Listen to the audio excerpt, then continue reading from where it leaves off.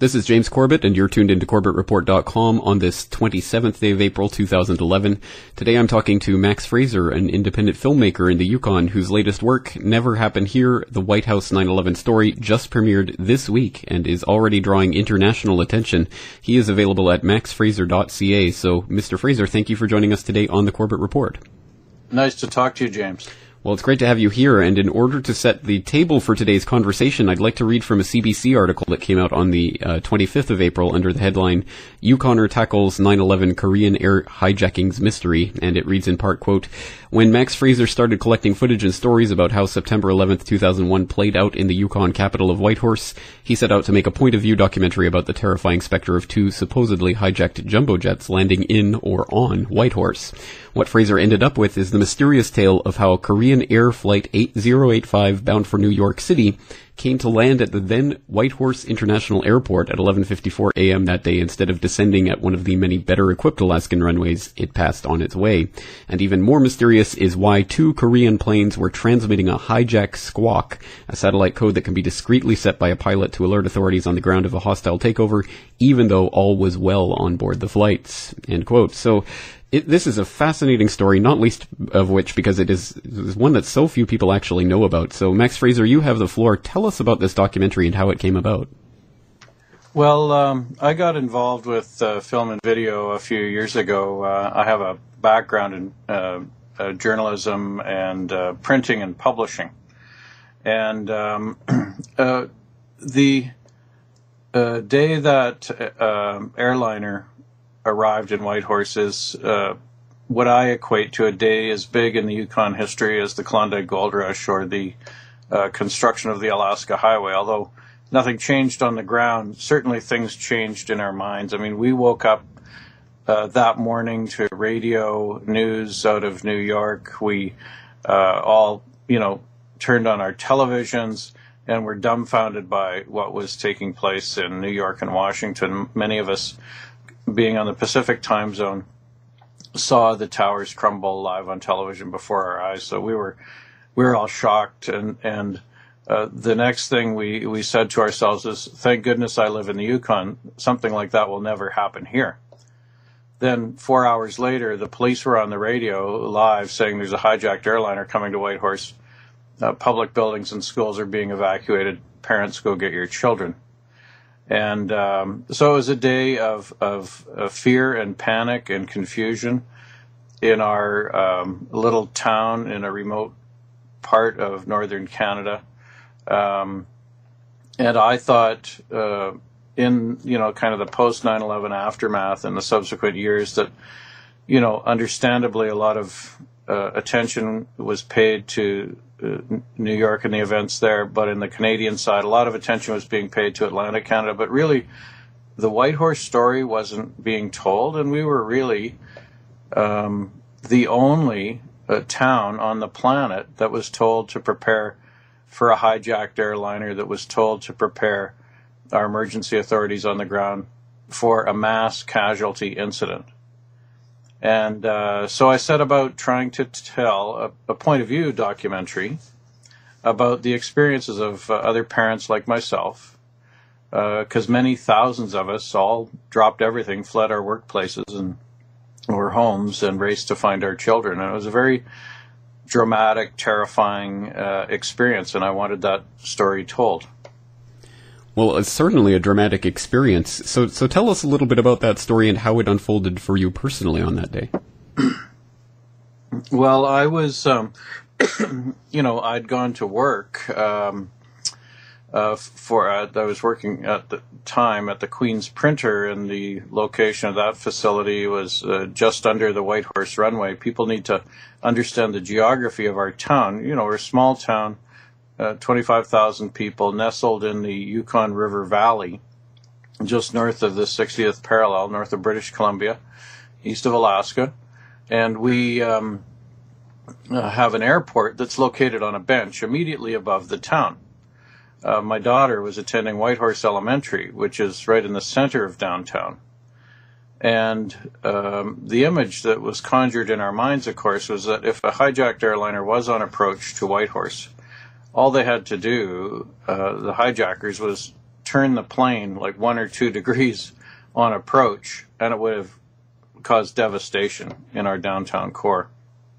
Obviously, that was on the minds of the police, too, when they had heard the news that a hijacked airliner was coming to town. The Royal Canadian Mounted Police quickly took charge of the situation.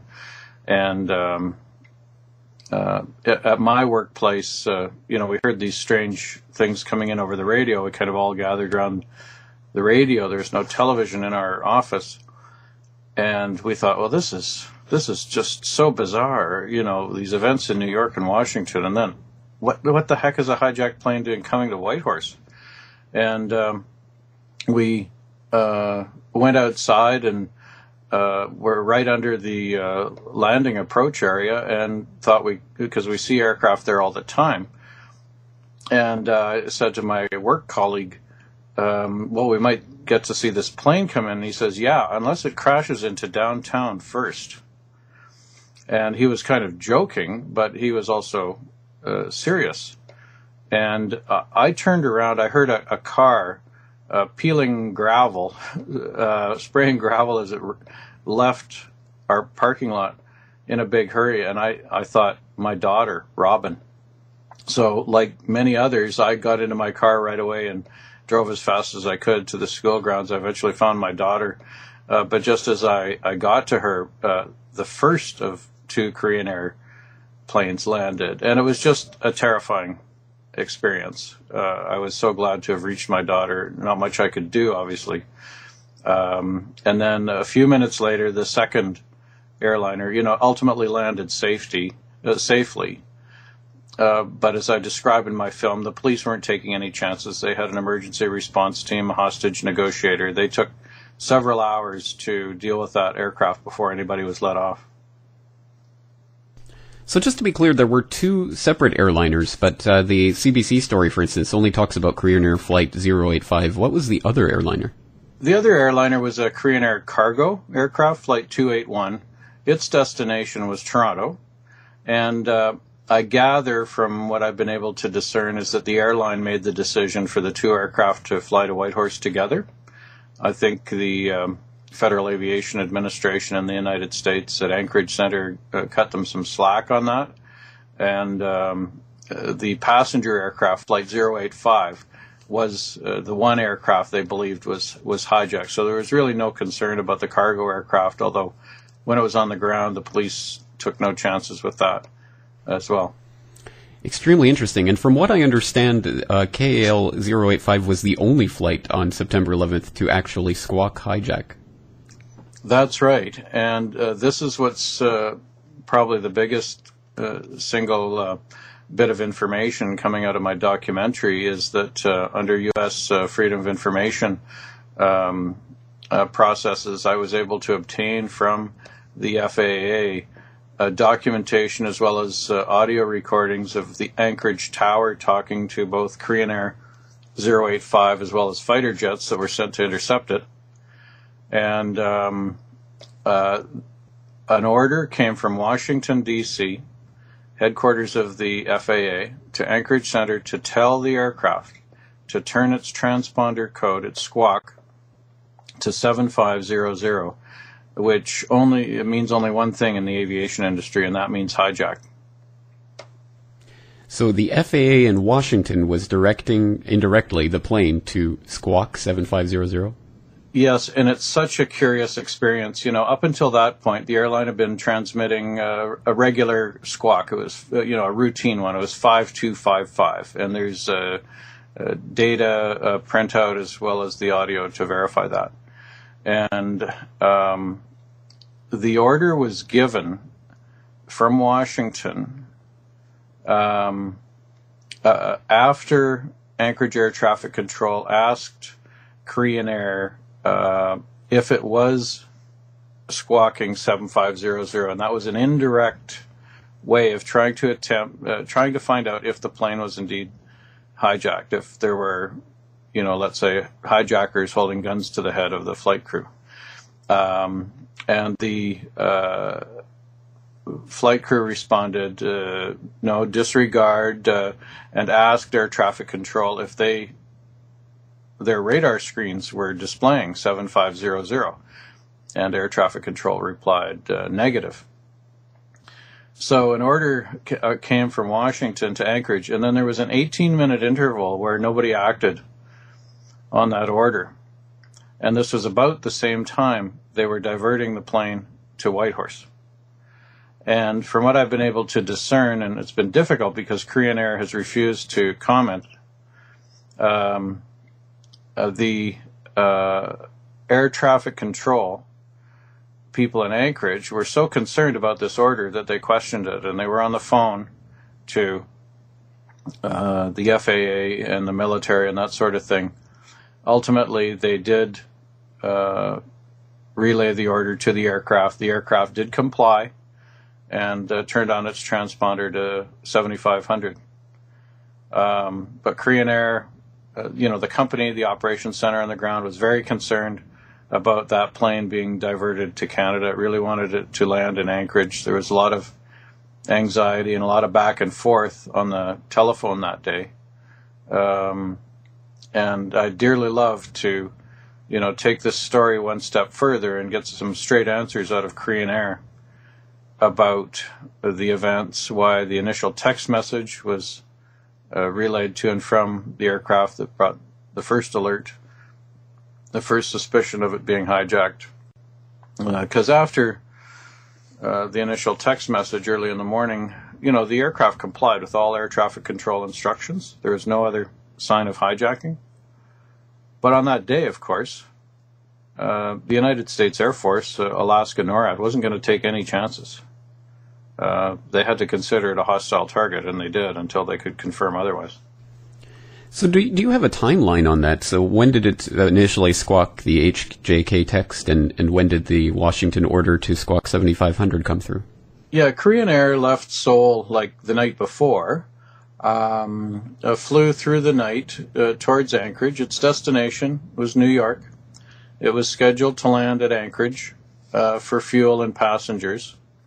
When it was still out of radio range, a text message was sent between the aircraft and Korean Air operations on the ground at 8:09 Pacific time. It was intercepted about an hour later because of the events back east. The company that relays text message traffic for all the airlines, company, the initials are ARINC, I'm not sure the full name, scanned all text messages that day from all flights and found only one. And I'm not clear, I did try to find out, but couldn't find anybody to speak on record about whether the text message went from the plane to the ground, Korean Air operations on the ground, or whether the text message went from the ground to the aircraft, because obviously they're two different scenarios. But when when the text message was intercepted, it was relayed to Anchorage Air Traffic Control. They contacted Alaska NORAD, which is located right next door, just outside of Anchorage there, right away. Fighter jets were scrambled, and it fell under suspicion. And when it came into radio range, it just called in with its regular call, and air traffic control treated it with just a routine greeting as it would on any other day.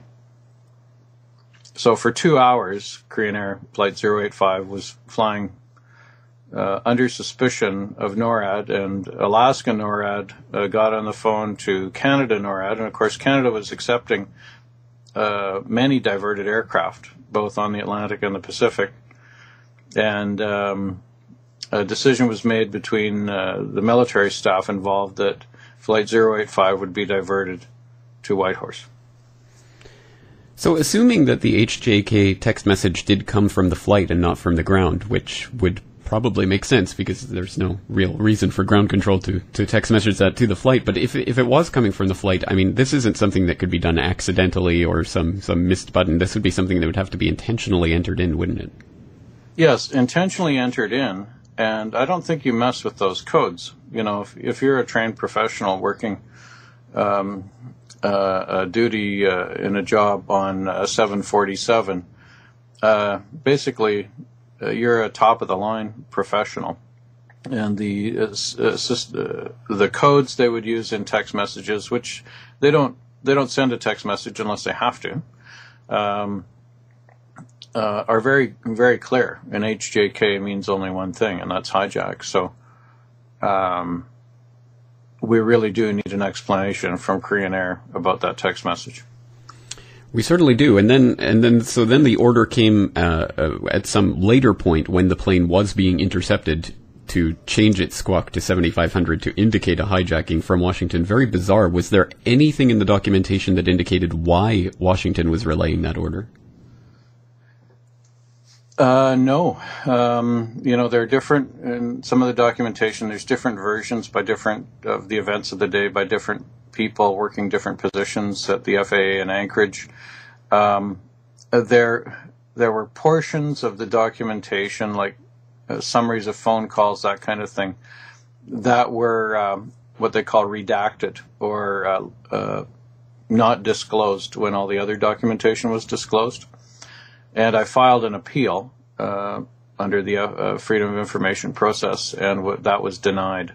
So there's information there. I believe there's audio tapes, recordings of the conversations between Washington and Anchorage about this that exist, that somebody with the proper means, some legal support and expertise, etc., might be able to spring loose. And I would like to think that after 10 years, that the full story could be told with no harm done to national security or, airline safety or any of the other kind of usual excuses we get about these things.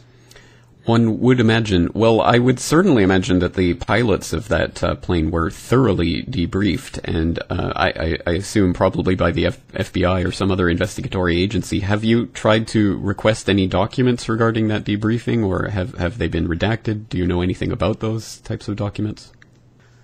Well, it was interesting. I got documentation from the Mounted Police, and some of this is on my website as well, and they've whited out the names of the crew that they interviewed after the planes landed in Whitehorse. The RCMP had a hostage negotiator make contact with the aircraft. They let one crew member off, Flight 085. It was the first officer who was taken into the terminal building at Whitehorse Airport and debriefed by the Mounties, and they believed the story of the crew, but of course at the time they weren't speaking publicly about it, other than to say they'd satisfied themselves that it was not a hijacking ultimately. But it took many hours to go through that process, and they were in communication with the FBI and the U.S. and Alaska and all that sort of thing. And I'm glad they were able to participate in the interview and confirm that the pilot told them he was ordered to change his squawk to 7500. Well, as I'm sure many of my listeners are probably familiar with by now, in the week leading up to September 11th and on the day of September 11th itself, NORAD was conducting a series of exercises under the title of Vigilant Guardian, testing their response to penetrations of American airspace. And one of the scenarios that were imagined was actually played out on September 6th, and that scenario involved a Korean Airlines Flight 357, which was a 747 flying from Seoul to Anchorage, being hijacked en route and then diverted to Seattle, Washington, with the possibility of being shot down. And that was played out on September 6th. 5 days later, as an actual 747 from Seoul to Anchorage did squawk a hijacking for some reason. Did you investigate the possible angle of some sort of exercise that was going on that day, or encounter any information about that? No, I knew from some of the NORAD documentation that this Vigilant Guardian exercise had been planned. I understood it was basically in terms of some kind of threat out of the Soviet Union and not a civilian criminal hijacking type arrangement or scenario. So one of the things I did learn was that because NORAD was prepping for this exercise, they had fighter jets stationed much closer to the flight route of Korean Air 085 than they would have in normal circumstances. The Canadian Air Force also had CF-18s in Inuvik, which were scrambled as a result of Flight 085, but they ultimately were too distant and couldn't intercept the aircraft before it arrived in Whitehorse. So it was two F-15 Eagles that tailed Korean Air 085 over the skies of Alaska and then into the Yukon. And the plane was lit in the targeting systems of those F-15s. I would have trouble believing it was an exercise if anyone wanted to put forward that proposition. But, you know, when it comes to this kind of strange dimension of things that go on in the world, I just have no idea, really. Well, unfortunately, we don't, and this is the type of thing where hopefully someone will be able to uncover documents that will give us more information about this. So I assume that you've spent a lot of time looking at this. Do you have any plans to continue pursuing information about this event, or is this it for your investigation? Well, I've been really focused on finishing my film and having it out so the public could take advantage of it and enjoy it this 10th anniversary year. I am hopeful of having some kind of broadcast arrangement in place in the near future so it could go on air. The idea being that it could air on the 10th anniversary of 9/11 in September. But if I think there's a world of journalists out there who hopefully can pick up some of the threads. Like I've advanced it as far as I can, being a small independent filmmaker.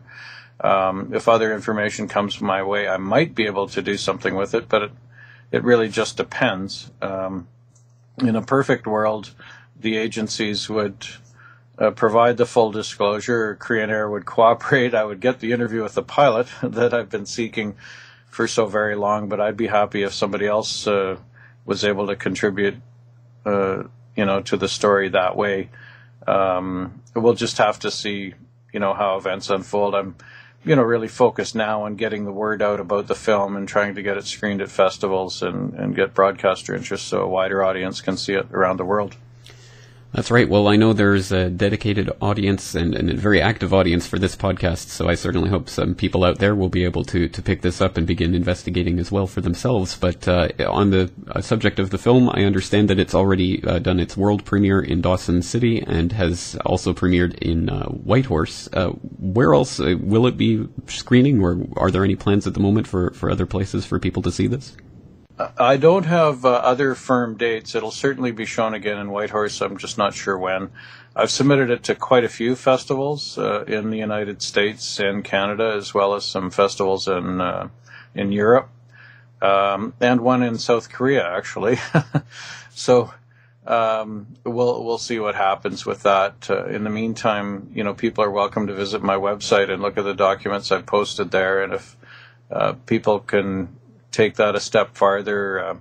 I imagine if people want to ask the FAA for the same records, they would get them. The